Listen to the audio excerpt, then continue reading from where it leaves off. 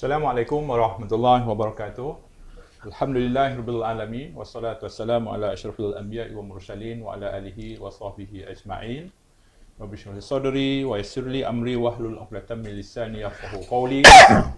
Bersama dengan saya lagi sekali Datuk Ismail bin Saleh, pengarah komunikasi Amanah Ni Kedah, dalam satu lagi wacana bersama dengan panel yang telah kita undang khusus pada hari ini. Beliau adalah Yang Berhormat Datuk Haji Mahfuz Haji Omar, merupakan Naib Presiden Amanah dan juga Ahli Parlimen Pokok Senah. Ya. Selamat datang, Datuk. Alhamdulillah, terima kasih atas undangan buat sekian kali. Ya, baik. Hari ini tak ada kenduri, Datuk? Hari ini ada satu je kenduri. Ya. Hari Selasa ni jarang orang buat kenduri kan. Walaupun cuti sekolah. Okey. Jadi kenduri, kemudian dapat melawat kawasan daerah orang sakit. Tu rehat lah kan. Panas sangat. 35. Ya, tapi dah mula hujan beberapa hari kebelakangan ni. Ya. Okey, Datuk, hari ini topik yang kita nak bincang ni agak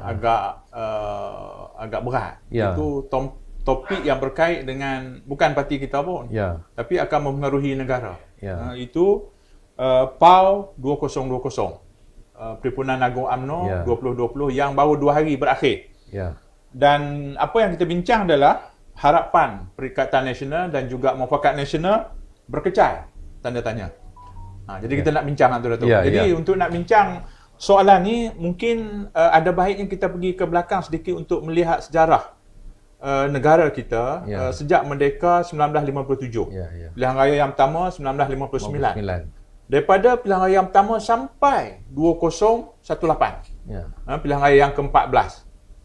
UMNO yang menjadi tunjang ataupun tulang belakang kepada Parti Perikatan dulu, dan selepas itu Barisan Nasional, tak pernah kalah sehingga baru ni, sehingga 2018. Jadi maknanya dasar negara kita, polisi negara kita, mereka sebagai tulang belakang lah yang membentuk polisi negara kita. Tapi tiba-tiba 2 tahun yang lepas, 2018, 3 tahun yang lepas, 2018, rakyat telah menolak BN yang menjadi tunjangnya adalah UMNO.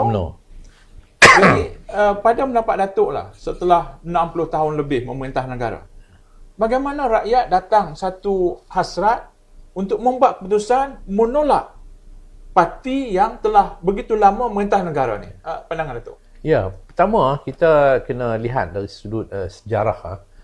Kalau selepas daripada kemerdekaan 59 tahun 59, pilihan raya yang pertama, fasa itu ialah fasa pasca merdeka. Selepas merdeka, semangat kemerdekaan yang meluap-luap. Kita dapat bebaskan negara kita daripada cengkaman penjajah. Sebelum itu Jepunnya, Bintang Tiganya, Mari di Melaka Portugisnya, kemudian penjajah Britishnya. Jadi semangat yang meluap-luap, dan akhirnya sudah tentulah yang dilihat di sana yang telah berjaya diorkestrkan ialah UMNO sebagai pejuang kemerdekaan, dan UMNO yang menerajui pada waktu itu iaitu almarhum Tunku Abdul Rahman Putra Al-Haj yang dilihat sebagai pelopor kepada penggerak kemerdekaan negara kita. Jadi sudah tentulah mereka berjaya mendapat satu kemenangan yang besar. Kemudian dia sampai kepada satu peringkat selepas itu ialah peringkat bagaimana kita menghadapi persoalan-persoalan isu-isu keselamatan yang masih wujud, iaitu isu kita berhadapan dengan komunis dan sebagainya. Jadi semua merasai bimbang untuk takut sekali lagi negara kembali kepada penjajahan pada waktu itu. Kemudian masuk pasal yang seterusnya, pasal yang ketiga ialah pasal pembangunan. Pasal pembangunan. Dan pasal pembangunan ini selepas daripada Allahyarham Tun Abdul Razak menerajui kerajaan, kita masuk kepada fasa pembangunan. Jadi bila masuk kepada fasa pembangunan yang pertama ni, kita lihat bahawa memang dilihat dilihat kerajaan pada waktu itu, pemimpin UMNO pada waktu itu menjurus kepada bagaimana nak mengeluarkan masyarakat Malaysia, khususnya orang-orang Melayu ini, daripada belenggu kemiskinan, dan itulah berjaya wujudnya Felda dan sebagainya. Menyusun semula masyarakat. Tetapi bila sampai kepada peringkat pembangunan selepas daripada itu, iaitu peralihan daripada pertanian kepada industri umpama contoh dan seterusnya, maka di situlah mula melihat bahawa UMNO sudah mulai berkhayal dengan kemewahan, dengan kehidupan kemewahan. Kalau selepas daripada kemerdekaan, yang dilihat ialah pemimpin yang betul-betul jujur. Tunku Abdul Rahman, dia meninggal, apa yang ada kepada dalam hidup dia sebagai seorang bekas Perdana Menteri. Bermakna bahawa di sana dilihat kejujuran, pemimpin-pemimpin yang betul-betul jujur. Tetapi selepas pasal pembangunan daripada pertanian kepada industri dan seterusnya, kita lihat bahawa pada masa itu kita lihat bagaimana mereka melihat peluang untuk membina kekayaan, untuk membentuk kekayaan dalam kelompok mereka dan juga keluarga mereka. Dan inilah mula proses kejatuhan sampailah kepada peringkat yang terakhir, bermula daripada tahun 1999, kemudian pilihan raya 2008, sudah mula dilihat bahawa rakyat sudah tidak lagi dengan kepercayaan khurafat. Kalau sebelum itu rakyat begitu mempunyai satu kepercayaan khurafat, hanya UMNO saja boleh memerintah, UMNO Perikatan, UMNO Barisan Nasional. Tapi selepas 99, selepas 2008, kita lihat bahawa rakyat mulai menolak. Kenapa? Kerana rakyat tidak lagi melihat persoalan aspek kejujuran dalam kepimpinan kerajaan yang ditunjangi oleh UMNO pada hari ini, apabila terdedah dengan berbagai-bagai korupsi, sehingga akhirnya tercetus isu di mana kleptokrat yang sangat memburukkan Malaysia di mata dunia. Itu kalau kita nak banding lah, kita ambil daripada tahun yang sama, 1965 Singapura. 1965 Singapura keluar daripada Malaysia ataupun terpisah daripada Malaysia. Dan sebelum tu sudah tentu Singapura adalah Malaysia. Jadi pentadbiran pengurusan adalah pentadbiran Kuala Lumpur. Tapi apabila terpisah 1965, Singapura diuruskan oleh Singapura lah. Malaysia diuruskan oleh Malaysia. Sehingga 1965 sampai ke 2018. Kita nak cerita masa zaman UMNO memerintah ni. Sudah tentu polisi negara kita banyak membuat kebaikan, tetapi kalau nak banding dengan Singapura, sudah tentu kita rasa kita ketinggalan. Sebab Singapura jauh ke depan dari pelbagai aspek, dari segi ekonominya, dari segi orang kata anti rasuahnya, dari segi pendidikannya, dari segi kesihatannya. Jadi adakah Datuk nampak ketinggalan kita kepada jiran kita yang sebelum itu adalah sebahagian daripada kita, disebabkan oleh dasar-dasar dan polisi negara, ataupun dasar-dasar polisi negara dah cukup baik tetapi pelaksanaannya kurang? Macam mana pandangan? Itu kalau kita lihat dulu ringgit Malaysia dengan $1 sama. Seringgit $1 Singapura. Jadi ini menunjukkan bahawa kekuatan ekonomi kita dulu ni setanding, sebaris dengan negara Singapura. Tetapi negara Singapura telah berjaya membuat satu lonjakan yang lebih, kerana persoalan integriti bagi saya. Persoalan integriti, soal keamanahan yang ada kepada pemimpin-pemimpin dalam memastikan supaya pemimpin tidak mengambil kesempatan untuk mengaut, membina kekayaan daripada projek-projek pembangunan yang dibuat dalam negara Singapura. Dan akhirnya kita lihat bahawa bukan saja orang Cina di Singapura. Hari ini saya pergi ke Singapura, kalau sebelum pilihan raya boleh katakan setiap Ramadan saya pergi ke Singapura. Setiap Ramadan saya pergi ke Singapura. Saya seronok pergi buka puasa di masjid di Arab Street tu, satu masjid tu. Seronok, memang buka puasa ramai. Pihak masjid yang membuat majlis berbuka puasa. Saya tanya orang Melayu di sana, mereka rasa gembira. berada dalam sebuah kerajaan Singapura. Hari ini mereka kata bahawa orang Melayu telah berjaya memiliki rumah-rumah yang dulunya tidak mampu dibeli oleh orang Melayu. Kerana apa? Kerana lonjakan ekonomi yang ada di Singapura itu bukan hanya melihat kepada kepentingan orang Cina, tetapi juga melihat kepada semua kaum yang ada dalam negara mereka, termasuk orang Melayu. Jadi persoalan aspek integriti ini bagi saya yang menjadikan pembangunan mereka itu pecut ke hadapan, dan keyakinan pelabur-pelabur kepada mereka itu melebihi daripada keyakinan kepada pelabur-pelabur yang nak datang ke Malaysia. Ya. Datuk sebut tadi bermula 1999. Ya. 2008 contohnya. Rakyat telah mula nampak, rakyat telah mula berubah. Ya. Dan sudah tentu apabila faktor integriti tadi, Ya. sudah tentu berkait juga dengan rasuah. Ya. Bagaimana rakyat telah faham dan telah nampak bahawa faktor ini sangat penting untuk membina negara. Apabila rasuahnya kurang, integritinya baik, sudah tentu duit negara diuruskan dengan cara yang baik. Yeah. Akhirnya duit yang kaya raya, duit yang banyak ini mampu ditranslatekan dalam bentuk pembangunan negara. Yeah. Datuk. Jadi 2018 rakyat rakyat nampak sungguh-sungguh bahawa negara kita telah sampai satu kemuncak kleptokrasi. Bagaimana pemimpin yang dilantik mengetui negara. Akhirnya pemimpin yang dilantik inilah yang telah menggunakan kesempatan, menggunakan kedudukan dia untuk merompak hasil negara yang merosakkan keseluruhan ekonomi negara dan rakyat.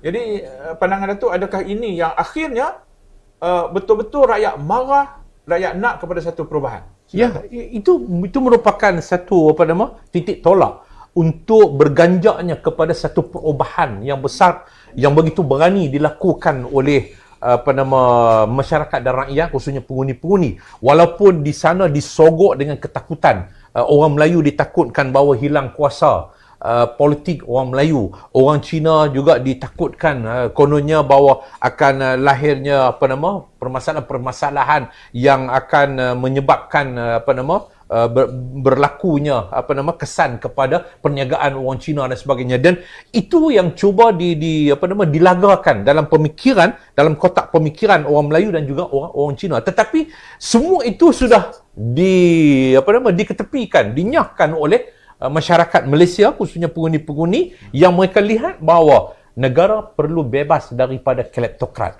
Negara perlu bebas daripada kleptokrat yang pada waktu itu bukan lagi kepada individu kleptokrat, tetapi kepada parti dan juga kerajaan kleptokrat. Dan akhirnya mereka buat satu keputusan yang beranilah bagi saya, satu yang berani, yang tidak kita jangka keberanian yang sebegitu rupa. Jadi keputusan rakyat mengubah kerajaan. Sesuatu yang luar biasa, sesuatu yang luar biasa. Jadi 2018 adalah tahun di mana rakyat telah mengubah kerajaan. Dan rakyat faham bahawa apa yang rakyat beri mandat ini lazimnya daripada pilihan raya yang pertama 1959 sampai 2018, lazimnya hayat kerajaan yang diberi mandat baru ini 4 hingga 5 tahun. Sebab itulah tempoh pilihan raya yang seterusnya, yang rakyat diberi lagi sekali mandat untuk melantik kerajaan. Kerajaan Pakatan Harapan, Datuk. Kita sepatutnya perintah sampai mengikut mandat rakyat 2023. Sampai 2023. Itulah mandat. Tetapi Datuk, yang ubah kerajaan kita ni bukan rakyat. Tapi yang mengubah kerajaan kita ni adalah di kalangan ahli-ahli parlimen yang membuat lompatan. Macam-macam lompatan, Datuk. Membuat lompatan, akhirnya kerajaan PH hilang majoriti. Jadi gambaran yang diberikan oleh mereka adalah gambaran yang diberikan oleh kerajaan ataupun pembangkang pada masa itu kepada kita pelbagai. Dan saya rasa di antara sentimen yang paling besar adalah bermain dengan sentimen agama dan bangsa yang akhirnya di samping mereka mempermainkan isu ini kepada rakyat, seolah-olah kita tidak menjaga bangsa, tidak menjaga agama, kan? Itu yang dimainkan kepada rakyat. Tapi pada masa yang sama, beberapa ahli parlimen ini menggunakan kesempatan ini untuk mengatur. Akhirnya berlakulah lompatan-lompatan yang sama-sama kita faham.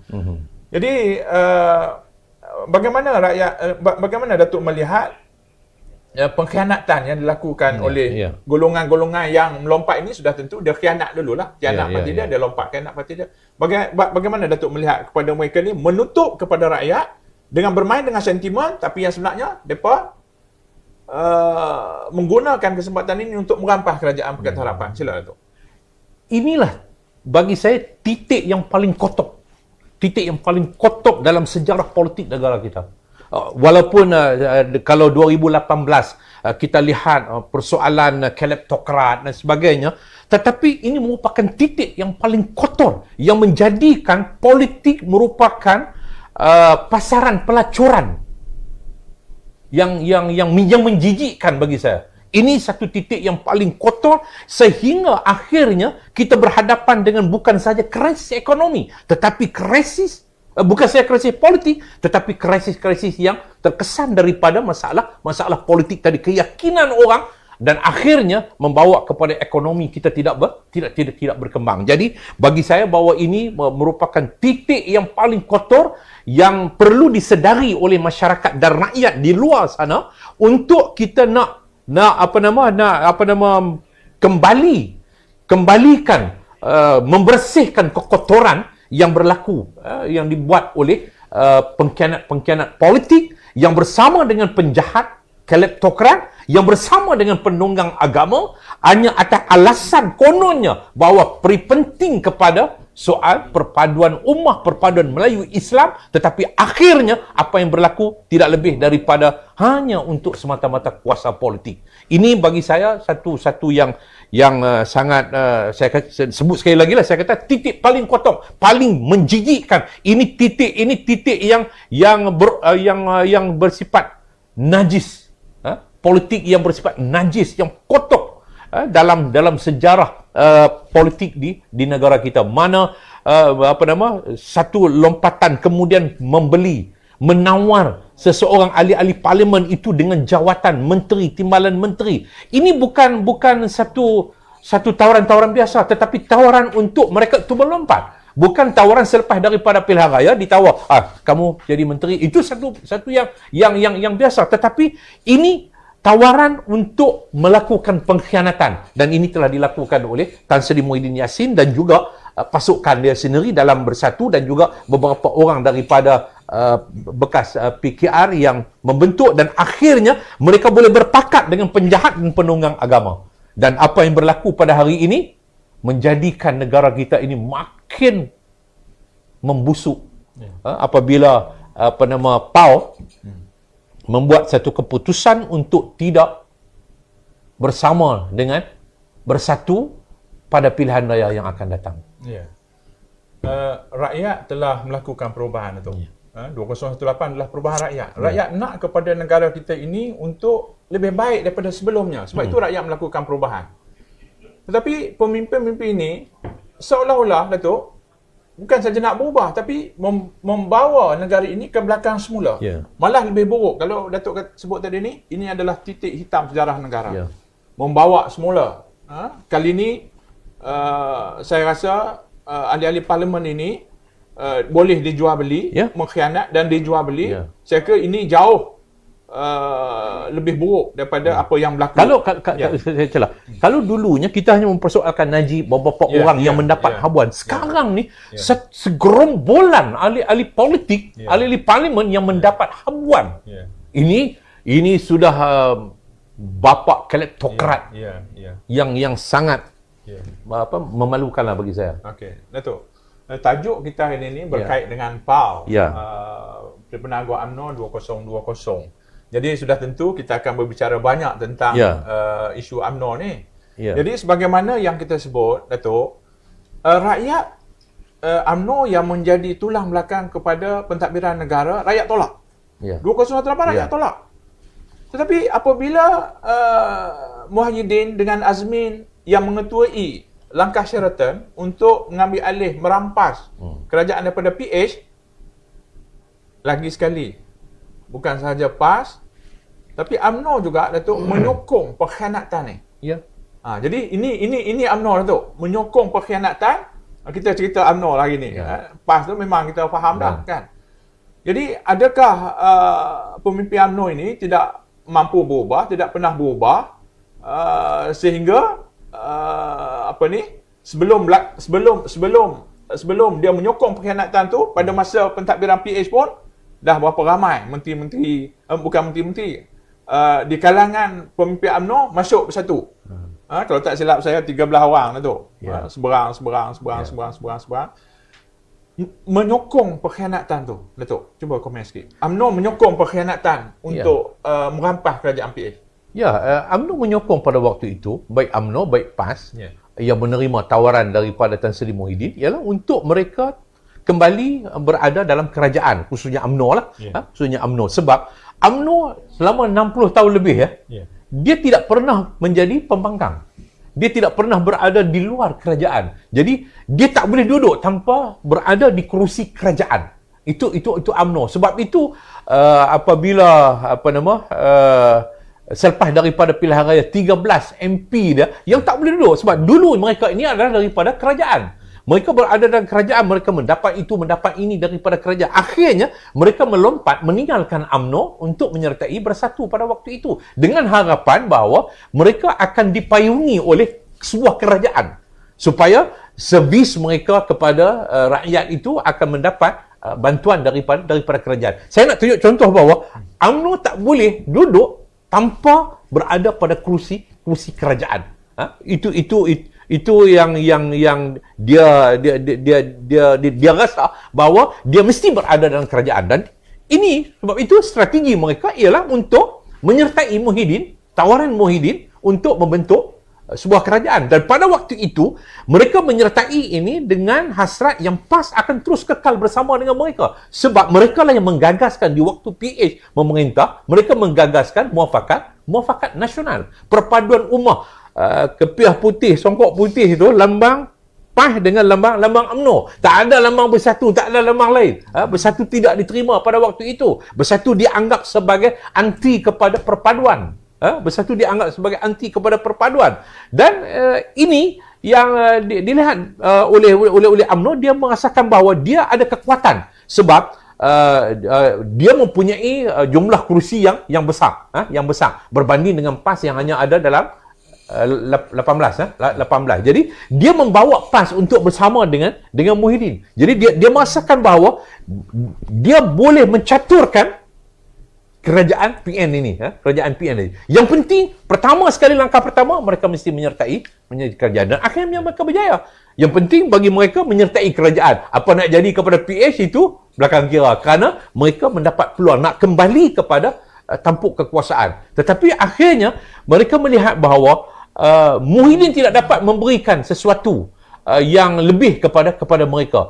Seolah-olah mereka dilihat sebagai parti yang besar, jumlah kerusi dia, tetapi melukut di tepi gantang, berbanding dengan Muhyiddin yang hanya ada berapa jumlah kerusi, itu pun mengharapkan daripada lompatan daripada UMNO itu sendiri. Jadi akhirnya mereka merasakan bahawa mereka perlu untuk membina kembali satu kekuatan baru mereka untuk memberikan satu kata dua kepada Tan Sri Muhyiddin, memberikan ugutan. Banyak langkah-langkah yang mereka telah lakukan untuk mengendurkan Muhyiddin, tetapi nampaknya tak berjaya. Tetapi ini bagi saya satu langkah yang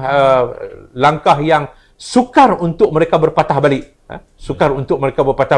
kerana mereka merasakan bahawa ini sahaja yang boleh memberikan pengajaran kepada Tan Sri Muhyiddin untuk kembali kepada rakyat. Sebab UMNO dia nak apa dia? Dia nak powerful.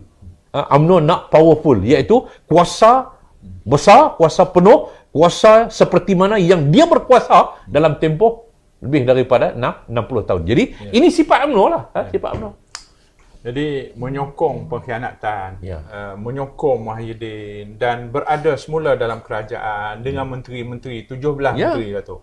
Timbalan menteri dan timbalan menteri 17 berada itu dalam kerajaan. GLC lagi menguasai, itu satu faktor tu. Tapi adakah pandangan Datuk faktor lain, berada pada posisi kerajaan, keinginan mereka adalah untuk membersih kluster mahkamah. Adakah itu Datuk? Ya, saya percaya sudah tentulah harapan mereka untuk mengenepikan kes-kes yang dibawa ke atas pemimpin-pemimpin UMNO. Tapi saya percaya bahawa Muhyiddin berada di persimpangan antara nak kekal berkuasa bersama dengan UMNO yang terus memberikan dukungan untuk terbinanya kerajaan ini dengan berhadapan dengan rakyat. Dan saya fikir bahawa Muhyiddin menerima UMNO itu sudah pun cukup untuk ditempelak oleh rakyat bagaimana sikap hipokrit Muhyiddin. Soal UMNO sudah tentu orang tahu. Soal UMNO dari segi kejahatan dia, sejarah kejahatan dia yang melibatkan kes yang begitu banyak yang dibawa ke atas setiap pemimpin-pemimpin, termasuk presiden dia, termasuk bekas Perdana Menteri sendiri, puluh-puluh kes.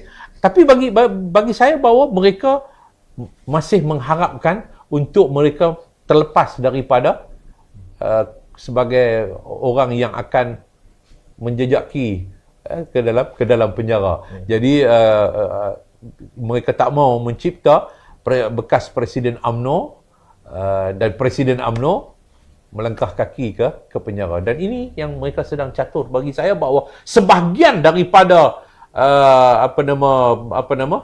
pemimpin-pemimpin UMNO ni berkepentingan mereka untuk kes kluster mahkamah. Sebahagian lagi daripada pemimpin UMNO ialah kedudukan mereka sekarang ni. Sayang kerana dapat itu, dapat ini dan sebagainya. Jadi kedua-dua kepentingan tu ada dalam UMNO. Betul. Bersatu Muhyiddin sebagai Perdana Menteri dan sudah tentu kekuasaannya sebagai Perdana Menteri sangat besar. Adakah pandangan Datuk apabila bersatu ni mula bermain dengan UMNO ni membeli ni maksudnya tidak semestinya dengan duit. Satu jawatan satu sehingga UMNO merasakan ini tidak boleh dibenarkan sebab seolah-olah bersatu ingin membunuh UMNO, seolah-olahnya macam tu. Adakah pandangan Datuk?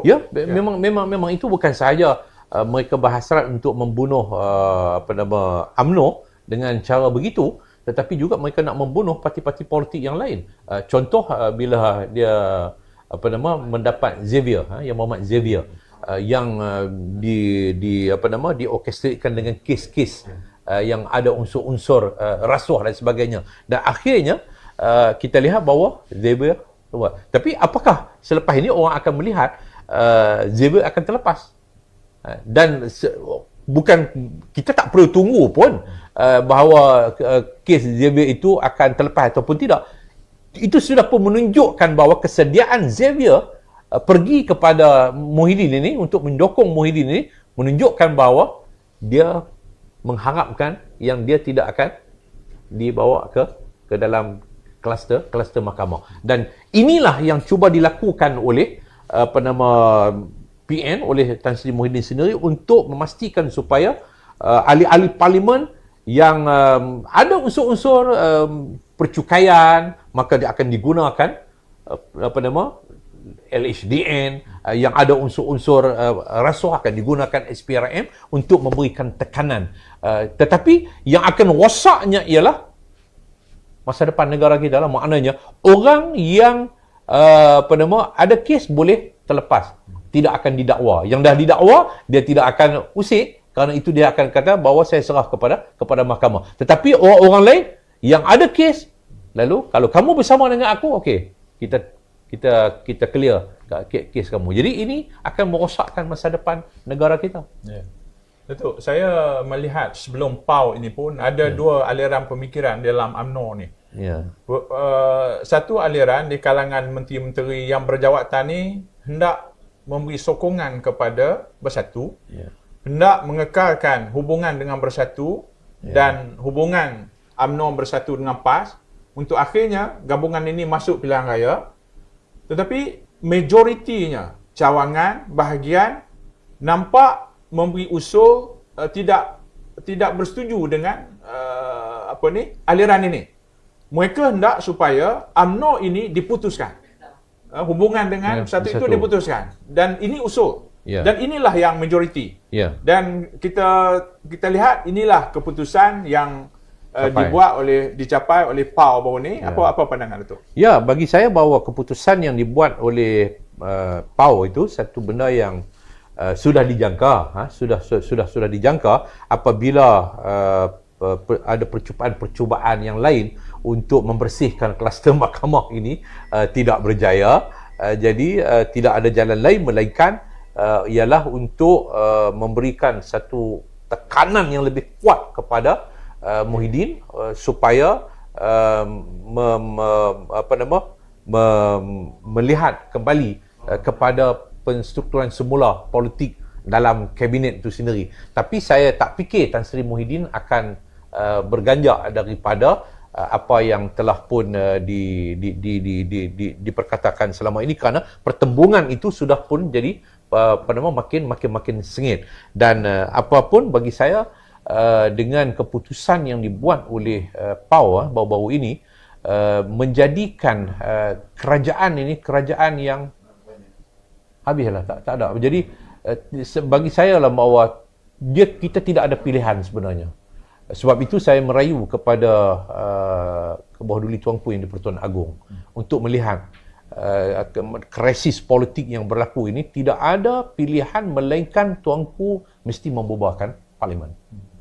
Memubah parlimen. Untuk nak panggil sidang parlimen pun boleh kalau Tuanku nak, tetapi ada pilihan untuk tidak dilihat Tuanku memihak kepada mana-mana, ialah kembali Tuanku mesti dilihat kembali menjadi pro rakyat, iaitu kembalikan mandat itu kepada rakyat. Dan kalau tidak, keadaan ini akan meruncing. Macam mana hari ini kamu dah isytihar kata kami tak akan bersama dengan kamu pada pilihan yang akan datang, ataupun pada paling lewat ialah Ogos akan datang. Sekarang berada dalam kerajaan. Jadi apa kerajaan apa ni? Kerajaan apa ni? Hang duduk dalam kerajaan tapi hati tak bersama dengan kerajaan. Kamu duduk dalam kerajaan tapi hati tidak bersama dengan kerajaan. Apa kerajaan apa?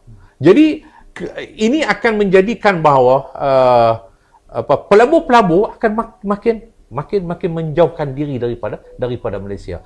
Dan yang ada di luar tak akan datang, yang ada dalam negara Malaysia akan terus lari menjauhkan diri daripada Malaysia. Dan ini akan menjadikan ekonomi kita collapse. Ekonomi kita akan collapse kerana masalah krisis politik yang tidak berkesudahan, yang tidak meyakinkan masyarakat pelabur yang ada dalam negara kita. Jadi saya melihat bahawa kerajaan ini kerajaan yang dah tak ada apa, tak ada, pada hakikatnya tak ada kerajaan sekarang ni. Tak ada kerajaan dah. Dia dah isytihar awal-awal. Ogos ini kami akan keluar. Ogos ini paling lewat, kami akan keluar daripada kerajaan. Jadi apa lagi?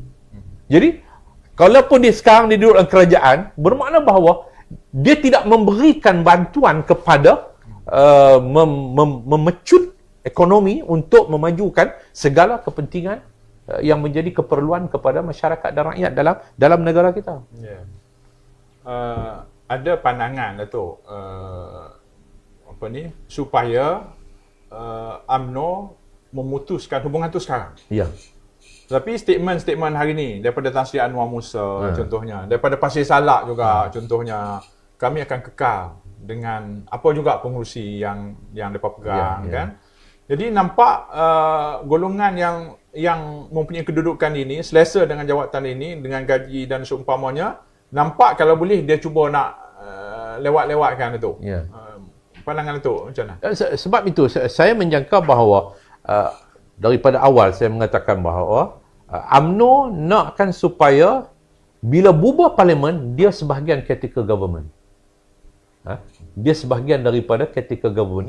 Itu bacaan politik saya daripada awal. Saya ingat di sini juga saya pernah menyebut bahawa dia nakkan supaya dia sebahagian daripada critical government. Kalau dia keluar sekarang, dia bukan lagi sebahagian daripada kerajaan. Jadi kalau Muhyiddin pergi bubar pun, mohon pembubaran daripada Yang-Pertuan Agong, maknanya dia bukan lagi berada dalam kerajaan. Dia nak Muhyiddin sendiri yang pergi membubar, yang dia berada sebahagian daripada critical government, kerajaan sementara. Jadi banyak kemudahan-kemudahan yang mereka boleh gunakan untuk menghadapi pilihan raya umum yang akan datang. Jadi ini bagi saya satu strategi yang mereka lakukan. Tetapi saya nampak mereka juga tidak boleh tunggu lebih daripada Ogos.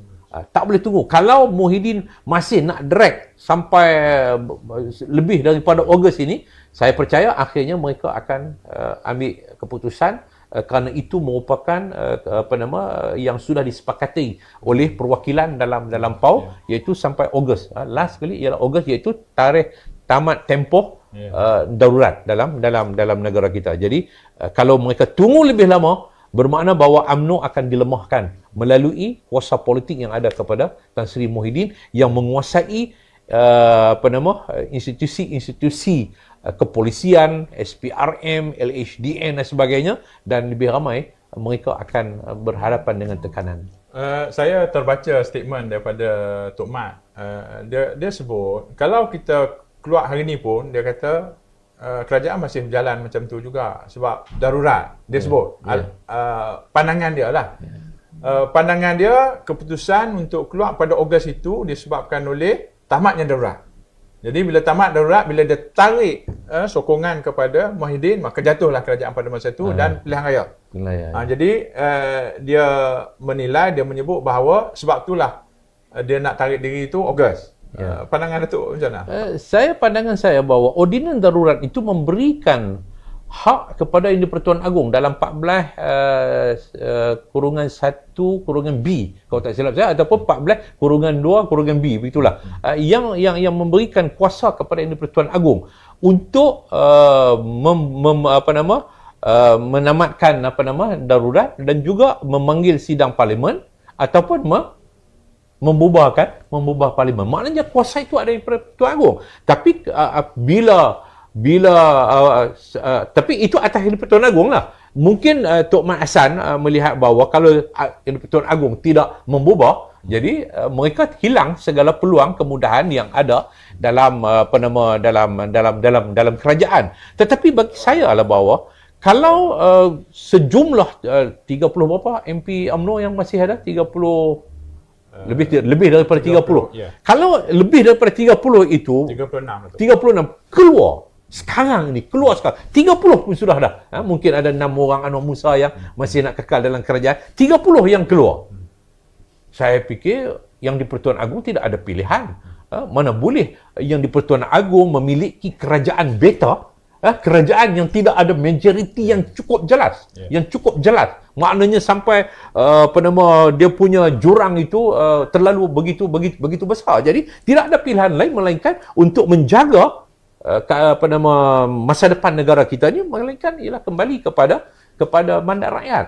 Tapi itulah dia bagi saya bahawa perkiraan macam disebut oleh Tok Mat Hassan tu, perkiraan mereka kalau mereka keluar sekarang tak berubah, habis mereka. Maknanya mereka tidak ada kemudahan-kemudahan yang boleh diperolehi daripada kedudukan mereka dalam kerajaan. PAU 2020 baru ni, selain daripada menyatakan hubungan antara UMNO dengan Bersatu, UMNO juga menyatakan hubungan dia dengan Rakan Muafakat Nasional yang ditandatangani pada tahun 2019. Bagaimana kita melihat Presiden PAS contohnya yang dijemput kan. Tetapi saya nampak sambutan yang diberikan itu ataupun keraiyaan yang diberikan kepada Presiden Rakan parti itu, saya nampak tidak diberi penghormatan yang secukupnya ataupun tak hormat dengan bahasa senang. Dahlah sambut lebih kurang macam tu ya. Unit amal tu. Yang berbaris, yang memberi penghormatan adalah unit amal. Bukan unit Sabil. UMNO. Itu satu lah tu. Tetapi dalam ucapan daripada hari yang pertama lagi, Ketua Pemuda, Ketua Wanita, Timbalan Presiden. Presiden. Yalah, kita fahamlah bahasa-bahasa sindiran yang dikenakan, yang dia kata kepada sahabat dia tu. Macam mana tu? Panggil di rumah. Entah. Macam mana tu? Ya, bagi saya UMNO tidak ada pilihan melainkan memberikan kata dua kepada PAS. Dan UMNO saya fikir dia tidak boleh berpatah balik. Dia mesti terus melangkah kerana dia telah membina satu naratif baru, meyakinkan ahli-ahli dia bahawa hatta tanpa PAS pun kalau dia pergi secara solo, dia masih boleh mempertahankan kursi yang dia menang pada 2018. Itu dia yang membina naratif ini. Tetapi dia juga masih mengharapkan untuk PAS dapat bersama dengan dia. Tapi PAS tak berani nak menyatakan pendirian sekarang ni. Walaupun ditempelak dengan sindiran-sindiran sebegitu rupa sehingga wartawan nak bertanya Presiden PAS tentang ucapan Zahid pun dielak lah, dielak, dan saya percaya bahawa Presiden sendiri yang minta supaya diberikan kawalan untuk dia tidak bertemu dengan media pada waktu itu untuk nak mengelak memberikan komen-komen yang akhirnya menjadi bermasalahan kepada hubungan parti antara dia dengan UMNO dan juga dia dengan Perikatan Nasional khususnya Bersatu. Tetapi bagi saya bahawa sekarang ini PAS perlu menyatakan pendirian yang jelas. PAS perlu menyatakan pendirian yang jelas. Adakah dia nak kembali selak kain kepada UMNO? Adakah dia nak kembali selak kain kepada UMNO? Sebab dulu mula-mula dia selak kain kepada UMNO.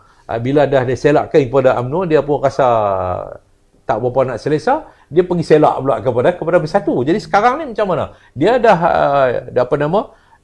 dah berada di dua kamar.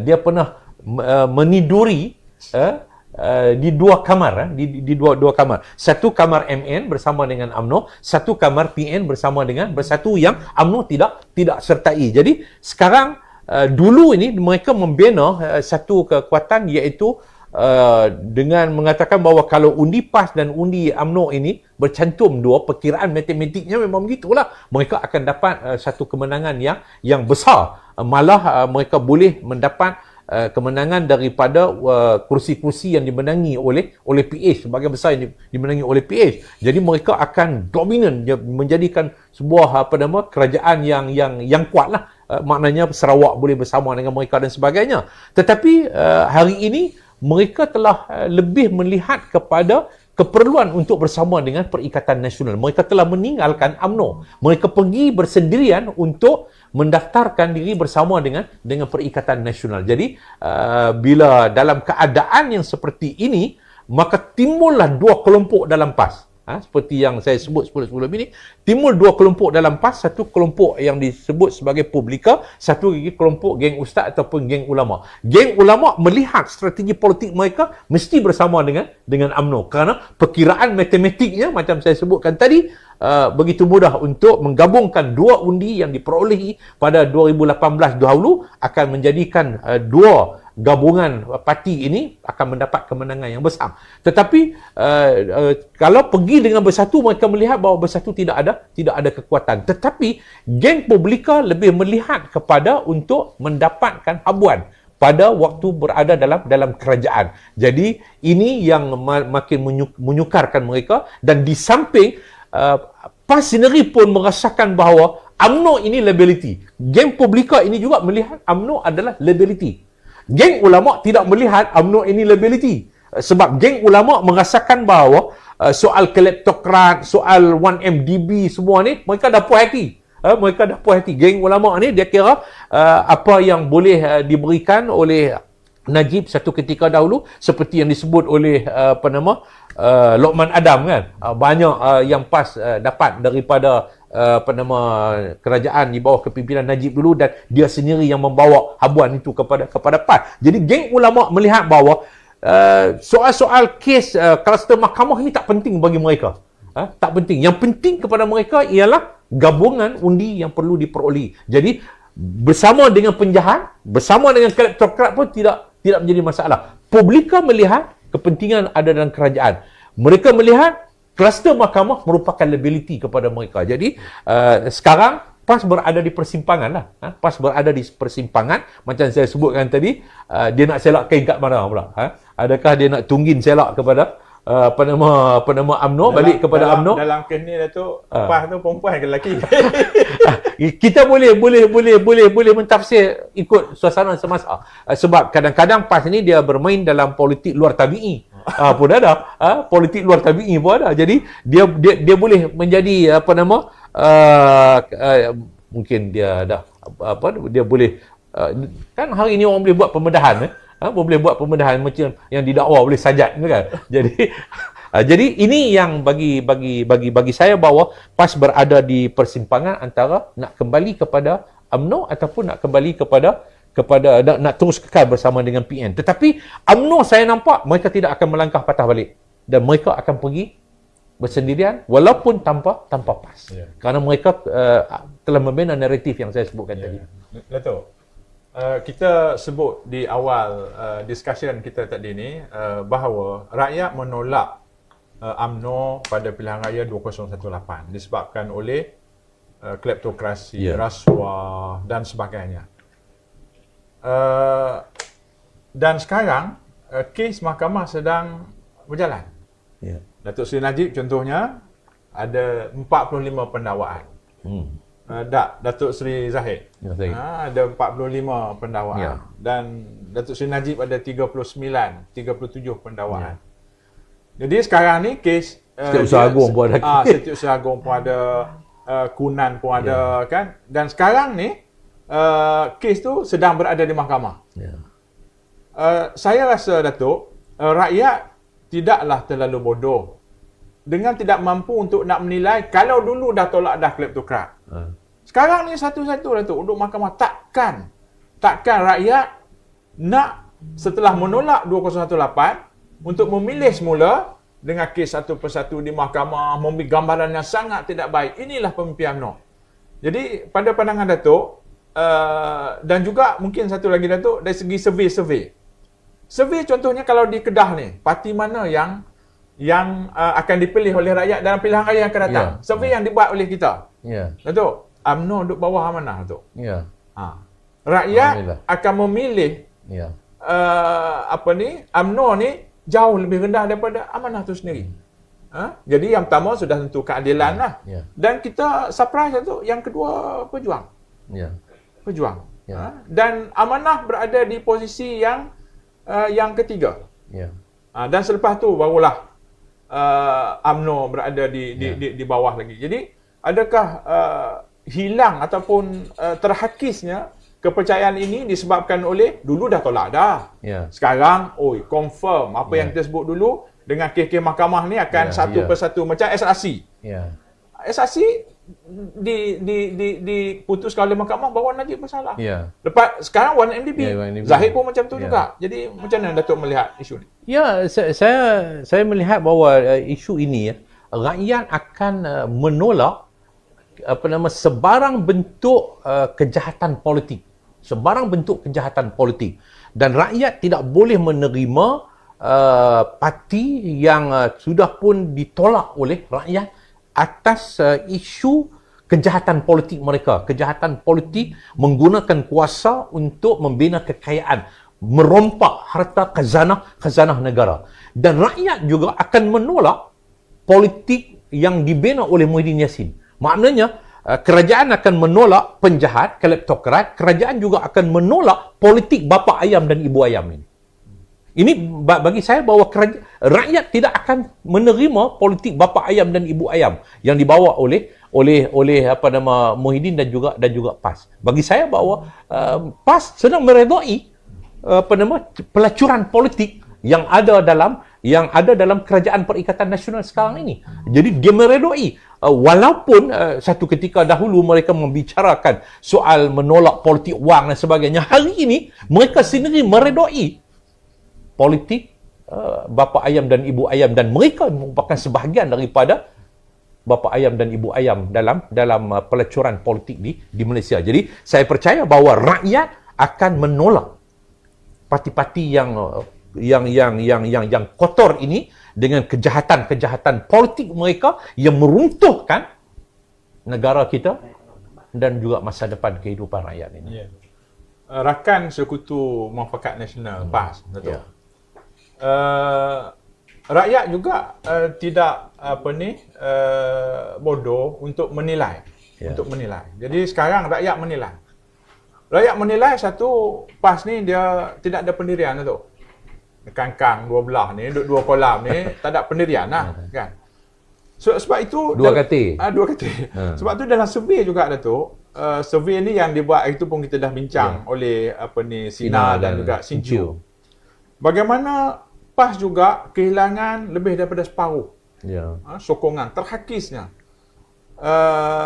Pada pandangan Datuk, apakah situasi yang berlaku ini yang menjadikan akhirnya rakyat hilang kepercayaan kepada UMNO satu tadi.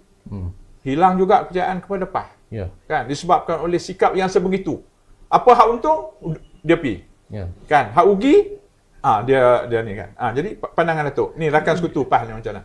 Ya, bagi saya bahawa PAS akan ditolak, macam saya sebutkan tadi, akan ditolak oleh rakyat apabila rakyat sudah melihat, malah bukan saja rakyat biasa, tetapi ahli-ahli PAS sendiri pun rata-rata melihat flip-flop, berbelit-belit. Politik PAS ni politik berbelit-belit dalam kenyataan mereka, antara dahulu semasa mereka menjadi pembangkang dan bila mereka mendapat kuasa politik, dan apatah lagi mereka dilihat bersekongkol dengan politik yang jahat ni, yang menjadikan titik hitam, titik paling kotor dalam sejarah politik negara. Dan sebab itu kalau kita lihat, saya baru-baru ini saya pergi merasmikan 3 cawangan amanah di dalam kawasan Bali.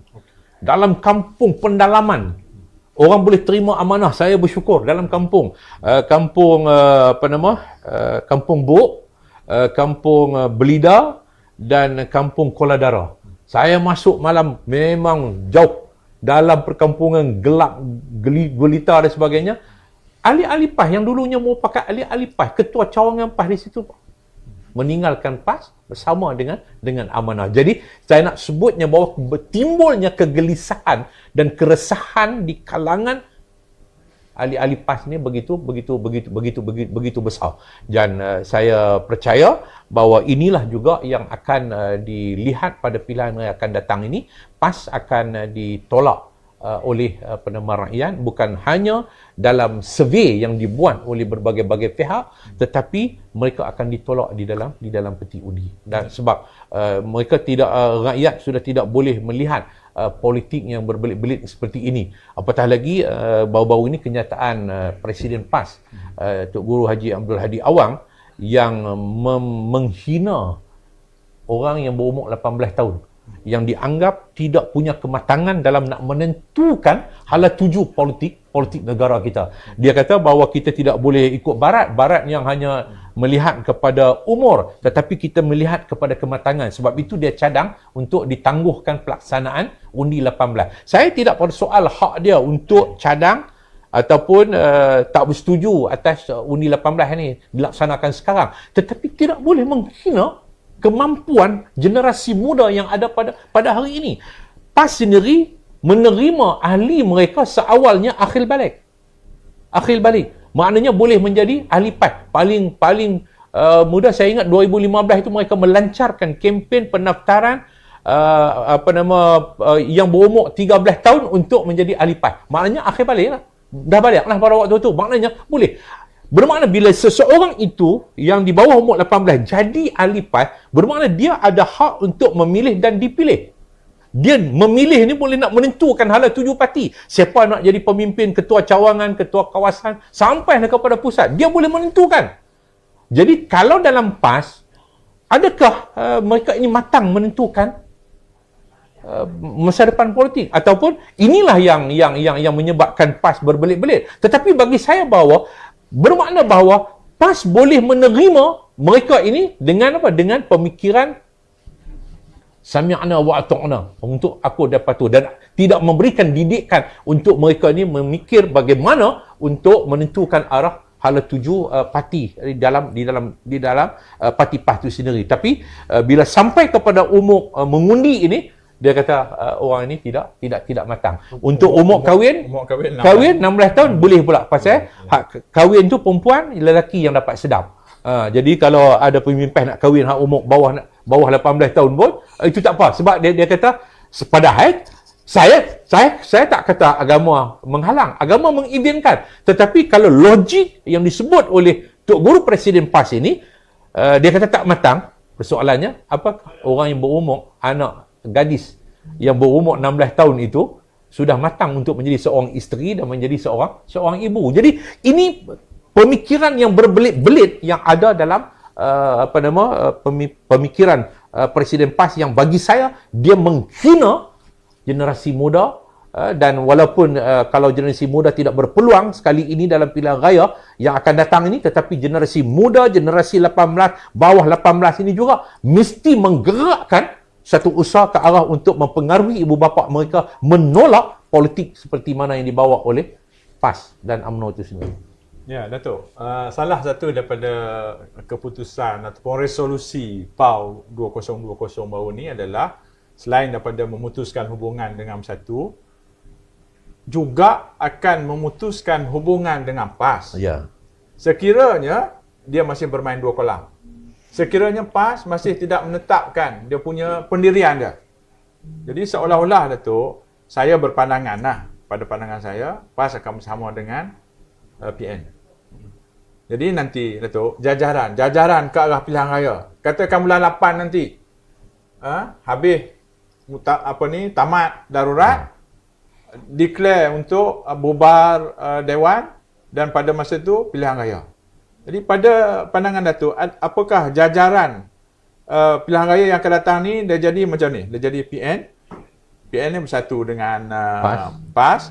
Dia lawan BN versus BN, BN, Barisan Nasional dan PH. Adakah tiga penjuru ni Datuk nampak jajaran election PRU 2015? Saya melihat begitu dan saya tak fikir yang UMNO macam saya katakan tadi, UMNO akan nak kembali balik kepada PN, dan saya pun tak nampak yang PAS akan kembali selak kain kepada UMNO dengan langkah-langkah dan tindakan-tindakan yang berlaku dalam PAS pada hari ini. Saya tidak fikirlah kecuali kalau berlaku gelombang baru geng ulama dalam PAS ini berjaya menguasai pemikiran politik PAS, ada 7 PAS, strategi PAS, mungkin dia akan patah balik. Jadi kalau dia patah balik dengan UMNO, memang dia juga akan terpalit dengan imej yang kotor. Jadi sudah pasti apa yang akan berlaku ialah tiga penjuru. Tiga penjuru itu sudah pasti akan berlaku dan ada kemungkinan akan berlaku lebih daripada tiga penjuru kerana akan ada kelompok-kelompok pembangkang yang lain juga akan yang menyatakan hasrat mereka untuk nak bertanding, Parti Putera dan sebagainya. Tetapi bagi saya bahawa yang paling besar ialah tiga kelompok inilah, PN, BN dan juga PH. Dan ini saya fikir bahawa kita perlu berentap untuk mendapatkan pengaruh sokongan daripada masyarakat dan rakyat dalam negara. Pada pandangan Datuk lah, kalau ini betul-betul berlaku, kan? Tiga penjuru. Bagaimana peluang kita Pakatan Harapan untuk mengambil alih semula negara dan negeri yang telah beberapa negeri yang telah jatuh. Bagaimana peluang itu Datuk nampak? Adakah semakin besar ataupun makin kecil ataupun macam mana? Dari segi kalau kita lihat argumen hujah-hujah yang diberi oleh PN khususnya, mereka mengatakan bahawa jika UMNO meminggirkan diri, menjauhkan diri untuk pergi secara solo berlawan dengan PN, maka sudah tentu mereka kata bahawa peluang PH akan lebih besar. Dan itu yang mereka sekarang ini berusaha untuk bawa balik UMNO. Mereka nak usaha, mereka cuba memberikan gambaran naratif yang cuba untuk menakutkan UMNO. Tetapi UMNO saya fikir dia tak takut dah dengan apa bentuk pun naratif, walaupun ada percubaan sekarang ini bahawa UMNO akan dilabelkan sebagai pemecah belah undi Melayu, yang akan menyebabkan hilangnya kuasa politik Melayu. Dan saya percaya bahawa PAS juga akan memainkan serangan ini kepada UMNO selepas daripada ini. Tetapi semua itu adalah untuk mendapatkan kembali undi Melayu bersama dengan PN, kerana mereka merasakan bahawa kalau itu yang mereka tidak perolehi, maka sudah tentu peluang PH itu akan lebih besar. Dan ini bagi saya bahawa rakyat, saya tak nampak yang orang Melayu akan terpengaruh dengan isu-isu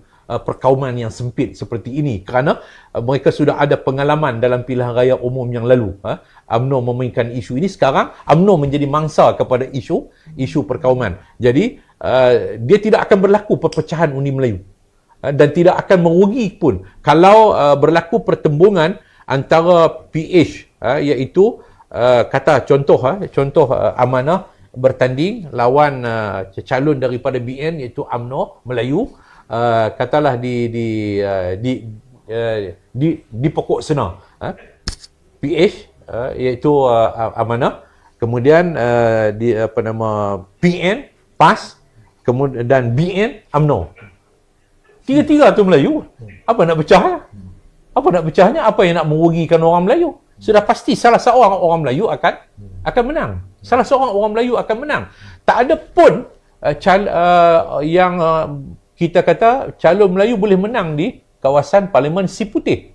Terasa support yang DAP lah. Tak ada, siapa pun tak akan pergi, orang Melayu pun tak akan pergi bunuh diri di situ untuk mematikan karier politik mereka. Kerana mereka tahu di situ majoriti Cina yang tak akan memberikan undi kepada parti PAS ataupun parti UMNO, kerana dia tidak ada base kekuatan di sana. Jadi macam tu juga dalam hal ini, dan ini telah kita jelaskan sebelum pilihan raya 2018.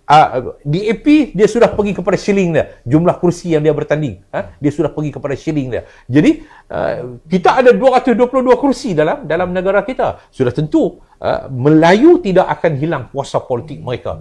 Yang akan hilang kuasa politik apa dia? Yang akan hilang kuasa politik ialah PN, iaitu dalam PAS dan juga Bersatu, dan juga UMNO dan juga Barisan Nasional.